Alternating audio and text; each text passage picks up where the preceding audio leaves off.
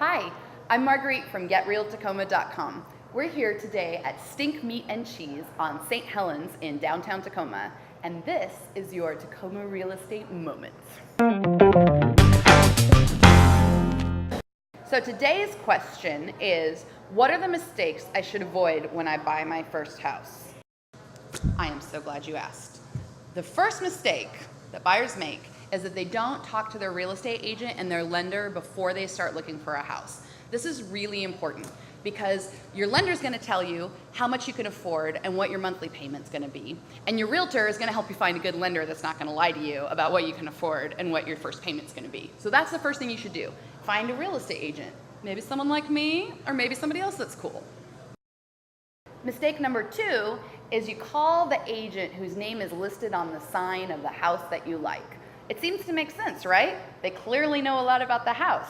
The problem is they are bound by law to represent only the needs of the seller. It doesn't cost you any more to have your own agent because the seller's paying for your agent anyway. So instead of the other agent making twice as much money not to help you out, it's best to find someone who's going to represent you and look out for your needs through the entire transaction. So solve mistake number 2, get a buyer's agent. Mistake number 3, they don't ask their lender what their payment is. This is so important. So when you go and get pre-qualified from your lender, it's important not just to know, I can afford a house up to $350,000. What you really want to know is, what's my payment at $350,000? What's my payment at $300,000? And what's my payment at $250,000? That way, when you're out with your realtor looking at houses, you can be like, I like this house $1,500 a month, but I don't like it $1,800 a month. And you can kind of think of it that way. A lot of people have a hard time deciding if something is a good deal if they don't know what they're really going to be paying out every month. And sometimes you fall in love with a house because you're qualified for it, and then when you run the numbers, it's a huge burden. And you've already seen like something fancy and you can't forget it. So get that payment right from the start.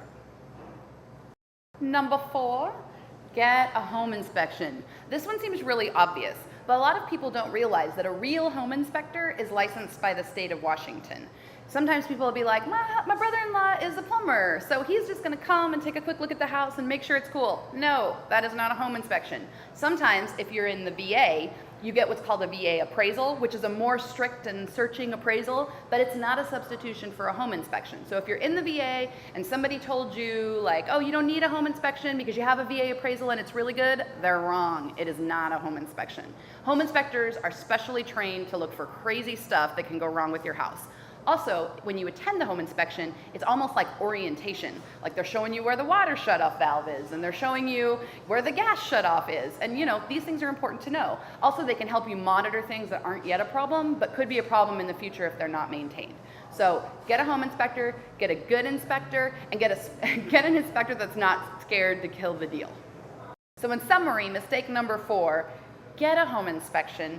Make sure it's a licensed home inspector, not just a VA appraisal, and make sure it's someone who comes highly recommended from either your real estate agent or your friends. Number 5, get a sewer inspection. Now, I don't talk about this very often, but actually, I'm not from the city. I'm from the county. We're not going to name names Spanaway, but I'm not from a place that has sewers. So when I came to the city and started selling houses here, I didn't know that it was a big deal to inspect a sewer. In fact, my first client was my mother, and I sold her a house with an $8,000 sewer problem. So don't make the same mistake I made, and don't make the same mistake my mom made. Get a sewer inspection. Now, the reason you want to do that is because after a certain amount of time, the clay and cement pipes in the city of Tacoma start to disintegrate and crumble in places, which can cause backups. And that means you have poops in your house, which nobody wants. The way that you get an inspection is you hire a guy that comes out with a special camera and he feeds it down the sewer, and they actually take a video of the whole sewer and look for problems. A lot of the times they're not huge problems, they're just small things that you can fix pretty easily with a few $100, or better yet, the seller can fix pretty easily with a few $100. But sometimes it's a really huge deal and it needs to be taken care of before you move into the house. So get a sewer inspection. Pro tip, get a sewer inspector who does not do repairs. The reason for this is certain sewer companies that I won't name will come out to your house, and no matter what they find in the sewer, they're going to tell you you need a whole new sewer line and it costs $10,000. The thing is that most repairs on sewers can be taken care of for much less than that.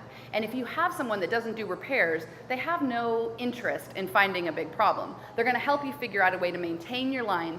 For example, if you have roots coming through, you can trim back the roots. You don't necessarily have to replace the whole line. And an independent sewer inspector is gonna know how to do that. So make sure your sewer inspector is an independent guy.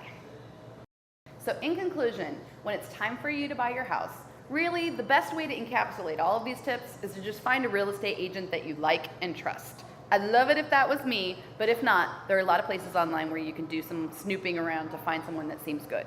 Read the Yelp reviews, read the Google reviews, and find someone that you like and trust. Good luck.